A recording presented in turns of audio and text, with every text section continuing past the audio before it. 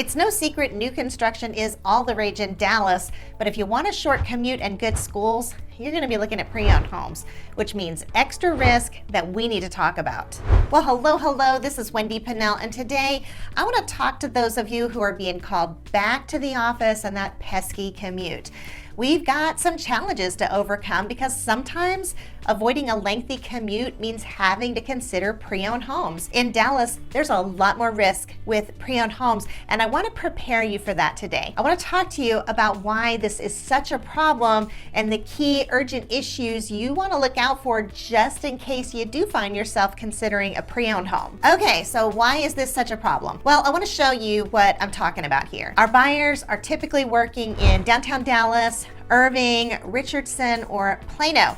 Those are corporate hubs around here, okay? So your first challenge here is wanting a short commute. Let me show you what I'm talking about. Let's just say I work at the Hewlett-Packard headquarters, okay?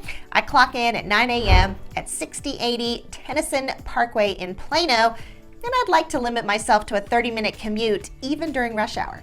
So I enter that on the MLS search, and this is the area I need to stay in to keep that 30-minute commute. So let's just say my price range is $600,000 to $800,000, and I'm looking for a 4-bedroom, 3-bath home with at least 3,000 square foot and a 2-car garage. Well, within that search, I have 209 results. I mean, that's a good amount to look at, right?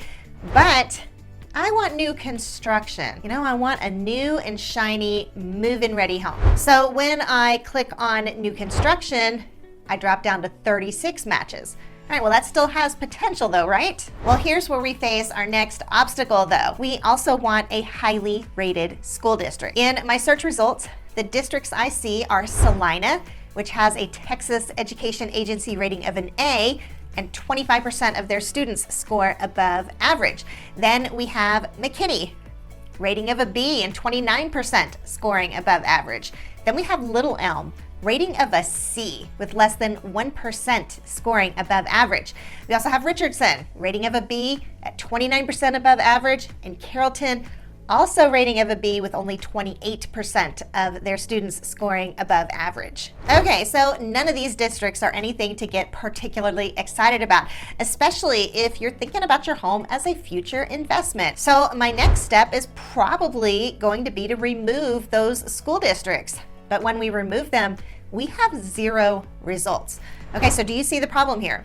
If you want a short commute and high-rated schools for your kiddos, you're just not gonna find that in new construction. All right, but let's just say we go back to our search and we remove our criteria for new construction. All right, now we're up to 130 results with school districts like Prosper. All right, TEA rating of an A, 50% of their students scoring above average. Or how about Allen, also rated an A, 87% of their students scoring above average. Or you have Frisco with an A rating and 80% scoring above average. Or Plano with a B rating and 53% of their students scoring above average. Or how about Capel?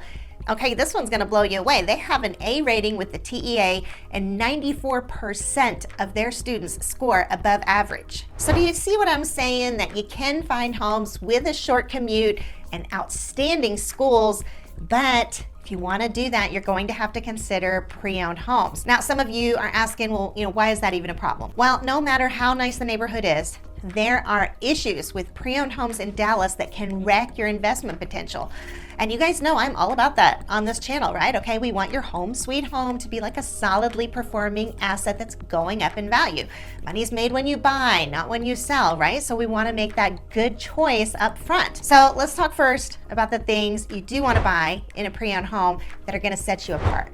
Okay, and then let's talk about the things you need to absolutely steer clear of. All right, first off, things you do want to buy. When you're looking at pre-owned homes, pay attention to the bones of each house, okay? Can the structure of this home be modernized to be competitive with the current popular floor plans? Now, when I say look at the bones, okay, I mean do your best to distinguish what can be changed and what can't, okay? Now, this especially becomes a problem with the floor plan of the home because there's not a whole lot you can do to change the floor plan, but there definitely are some things. All right, so will the floor plan be universally appealing or is it a deal killer the minute you walk in the door? Now, I have walked into a home before where the minute you walk in the front door, you're facing the back of the fireplace. I mean, I would call that bad bones for sure, because you can't relocate all the brick in that fireplace. I mean, seriously, what were they thinking, when they built that? On the other hand, your closed-in galley kitchens of the 70s, sometimes those can be opened up by removing half a wall. Recently, we were at a listing appointment at a home built in the early 2000s, and even though it was older, the floor plan was still very appealing. I mean, I've seen even basic ranch-style homes be opened up to the extent that the floor plan is still very appealing. So with good bones, the cosmetics of a home can be changed into something like highly desirable on the market. There are homes on the market right now that are built in the 80s, okay? But when you look at them, you would never guess it. Okay, now I get it. You probably want a move-in ready home, even if it is pre-owned, but just in case you're ready to consider, a little bit of work, keep in mind that paint and flooring are very doable. When you're out there searching though, okay, you've got to remember this. Looking at just the bones can be really hard to do. Okay, when you've got dirty walls or, just damaged carpet. All right, and also like with the pre-owned home, people, they may very well still live there, right? So you may absolutely despise their style, or it could be that it's just like a cluttered mess. So it's hard to see beyond someone's stuff to see what the home is really like. So this is something you have to be really intentional to do and do well. Chances are a pre-owned home will need something, okay? At least some sort of updating. Most of the time, even a home that's only a few years old is probably gonna at least need work with the carpet, right? And probably the walls. So be prepared to not think of these easy fixes as deal breakers. The next thing you wanna do your best to find in a pre-owned home is to find a home with an irresistible advantage. All right, because I can just tell you right now, everyone loves new construction. And when you buy a pre-owned home, you're putting yourself in a position of having to compete with that. But, okay, listen up. There are things you won't find in new construction. So try to find those things in your pre-owned home. So, for example, something you'll almost never find in new construction is an in-ground pool, right? When you buy new construction, you almost always have to build an in-ground pool after you've bought the home if you want one. But here's the deal about in-ground pools. Bankrate reports that an in-ground pool can boost your home's worth by around 7%. We're talking a difference of selling your home for $500,000 or $535,000. They continue saying adding an in-ground pool may increase your home's value or make it more marketable when you sell. It's no surprise with the kind of summers we have, right here in Texas, okay? This is a key point, okay? And one you really need to consider. The more marketable your home is, the higher the price you'll be able to secure when you sell. So imagine not only spending significantly less on your home, but it also comes with a pool. Plus, you can now compete with new construction whenever it's time to sell. Also, it turns out Texas is absolutely one of the prime places to own a pool. Tom Casey reports that pools are particularly coveted in regions where they can be used year-round. So if you live in a warmer climate like Florida or Texas, it can increase your property value and make it more likely to sell your home. Another thing you are not going to find in a new construction home, but that is an absolutely irresistible feature, is mature landscaping. Landscaping can have a huge impact on the impression a home makes. All right, the front lawn leading to your door, that's usually what a visitor notices first. And if you can do it right, your backyard can be like an outdoor oasis. The American Society of Landscape Architects claims professional landscaping can increase a home's price tag 15 to 20% at the time of resale. They report high-quality landscape designs usually have an ROI of 20% to 30% of the overall house value. That 20 to 30% is definitely an advantage that comes with pre-owned homes. So if you can picture in your mind new construction, okay, they typically come in like 40s, 50s, and 60s.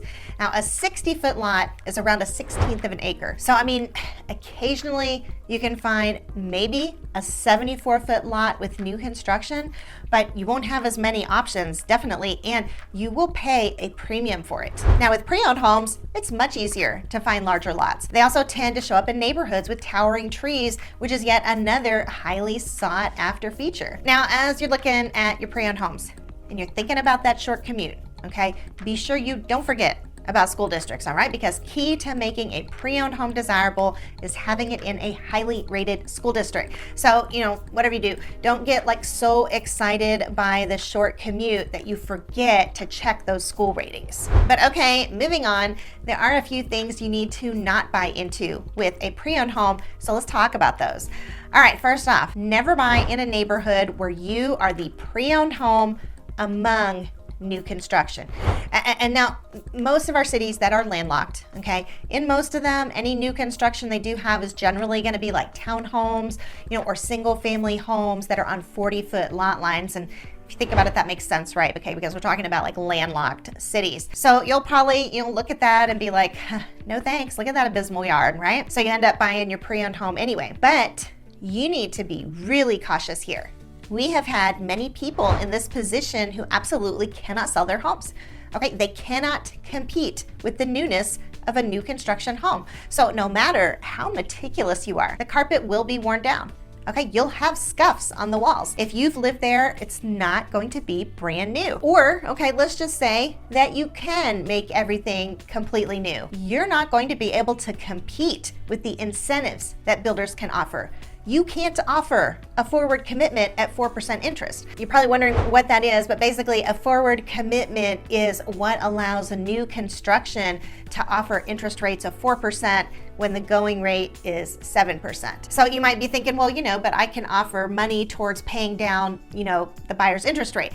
But trust me when I say, okay, you absolutely cannot compete with what new construction does because they're doing it in a different way. If you try to pay down a buyer's interest rate, you'll find yourself limited on how much you can pay towards a buyer's closing costs. At the very most, you can only pay it down from between like 3/4 and 1.5%, depending on the loan type. So if going rates, let's just say they're 7%. All right, you could maybe pay an interest rate down to 5.5%. But meanwhile, you have, new construction over here and they're offering 4%. So you see what I mean when I say you just can't compete. So if you don't want the unsellable home, don't try to compete with new construction. Okay, that means don't buy a pre-owned home right in the middle of a bunch of new construction homes. Another huge no-no is buying a home with a fundamental flaw. Okay, now when I say fundamental flaw, I'm referring to two things here. Okay, the first is when issues with location come to mind. Okay, so when I think about things like that, I think about like major highway noise, being on a really busy street, being near a fire station or a train station. Do you back up to, a cemetery? Okay, these are flaws with location that are out of your control that you can't fix. Or, okay, how about an issue with the land surrounding the home? For example, a drainage issue where the yard is on, a major, incline, and this one is more important than you might think. And it can also be pretty tricky to find. Like, for example, okay, here's a story we heard. We heard about a couple who had a good bit of trouble getting an offer accepted. So they just were like putting in more and more and more offers, on any homes that were like even remotely close to their criteria. And they finally got one under contract, right? And they got to close right before Christmas. It was great, right? They even wore their Christmas hats to closing. Well, Texas's annual winter storm comes through, about a month later, and their gorgeous new master bedroom, okay, ends up completely flooded. Now, here's where they messed up. They were so anxious to get into a house, they forgot to check for the kinds of fundamental flaws I'm talking about here. Their new home was at the bottom of a slope and basically in the middle of a basin. So anytime there were like large amounts of rain, all that water ran right down the slope and into their home. And turns out that first month wasn't the only time they had to deal with flooding either. Okay, so that's probably a disturbing enough story to get you thinking about that, okay? So these are the things you want to look for. Okay, is the house at the very bottom of a hill? Is the next door neighbor's yard going to send water right into your home's foundation? Okay, don't be the one to take the brunt of the entire neighborhood. Also, take a look at the exterior and interior walls of the homes for signs of moisture. All right, so we're talking like green, discoloration on the exterior. Could be wet drywall on the inside, signs of mold on the interior walls. Okay, all of those are definitely a red flag. So you might have a fundamental flaw based on location, but it's also possible that a fundamental flaw can relate to the home itself. Okay, so like a repair condition that can't be fixed. So think about, severe termite damage where the framing in the entire home has been compromised, or you could have like an infestation of black mold. Another one is you could have like constant water penetration. Of course, the biggest one, okay, that comes to mind, with us being here in Texas is foundation problems. Okay, these are absolutely a scourge on Dallas homes, and really unlike any that you're probably gonna see in any other state. And I realize it's possible you may not even know what I'm talking about when I say foundation problems, but you really do want to know. So if you don't know what they are, really haven't heard about them, definitely check out this video where I explain all about them. In the meantime, Wendy out.